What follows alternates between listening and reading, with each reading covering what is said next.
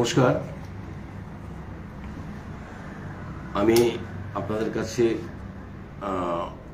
জানাতে চাচ্ছি এই কারণেই যে আপনারা সকলেই জানেন যে আমাদের পশ্চিমবঙ্গের মাননীয় মুখ্যমন্ত্রী মমতা বন্দ্যোপাধ্যায় ঘোষিত শিক্ষিত যুবক যুবতীদের জন্য বাংলা যুবসাথী প্রকল্প ইতিমধ্যে কামারহাটি পৌরাঞ্চলে রেজিস্ট্রেশন শুরু হয়ে গিয়েছে।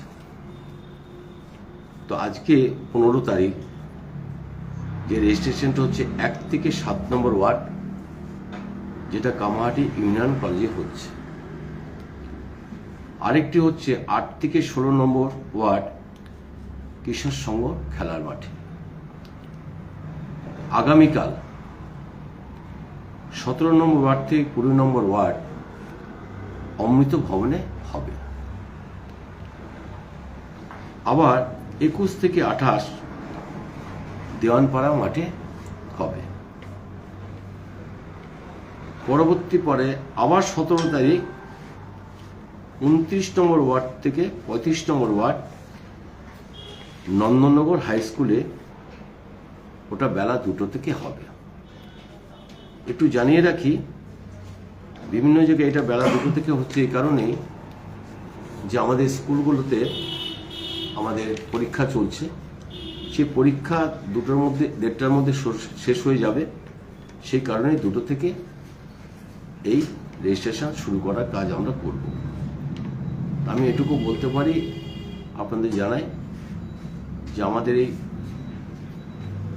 15 নম্বর ওয়ার্ডে বা দুটো ক্যাম্পে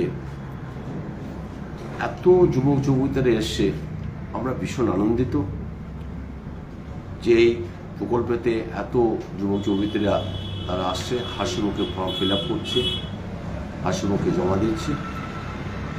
তো সেই হাসি মুখটাকে আমরা সর্বস্তরের মাননীয় মুখ্যমন্ত্রী সারা বাংলায় ছড়িয়ে দিতেন, শুধু আমাদের এখানে নয়।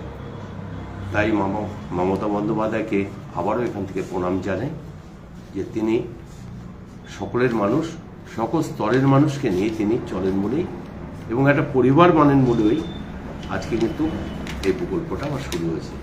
তাই আমি সকলকে আবেদন করি, যেখানে যাবেন, যেসব জায়গায় আপনাদের যেতে হবে রেজিস্ট্রেশনের জন্য, আমি আবার বলে দিচ্ছি, আপনারা শুনে নেবেন। যদি আবার বলতে হয় আমি বলে দিচ্ছি যে 1 থেকে 7 আজকে চলছে, 1 থেকে 7 ওয়ার্ড, আর 8 থেকে 16 এই ওয়ার্ড কিশোর সংঘ হচ্ছে। কালকে আগামীকাল 17 নম্বর ওয়ার্ড থেকে 20 নম্বর ওয়ার্ড অমৃত ভবনে হবে। আবার 21 থেকে 28 নম্বর ওয়ার্ড দেওয়ানপাড়া মাঠে হবে। নেক্সট 17 তারিখ 29 নম্বর ওয়ার্ড থেকে 35 নম্বর ওয়ার্ড নন্দননগর হাই স্কুল হবে। তাই আমি আর বেশি কথা বলবো না, শুধু বলবো যে আপনারা আসুন, সমস্ত কাগজ নিয়ে, বিশেষ করে যেটা আপনারা পত্রিকা দেখেছেন, বিভিন্ন ইস্যুতে দেখেছেন যে যারা আসবেন যুবক যুবতীরা, তাদের মাধ্যমিক রেজাল্ট নিয়ে এবং অ্যাডমিট কার্ড নিয়ে এবং আধার কার্ড নিয়ে এবং একটা পাসপোর্ট, ব্যাংকের পাসবই একটা জেরক্স এবং 1 কপি পাসপোর্ট ছবি।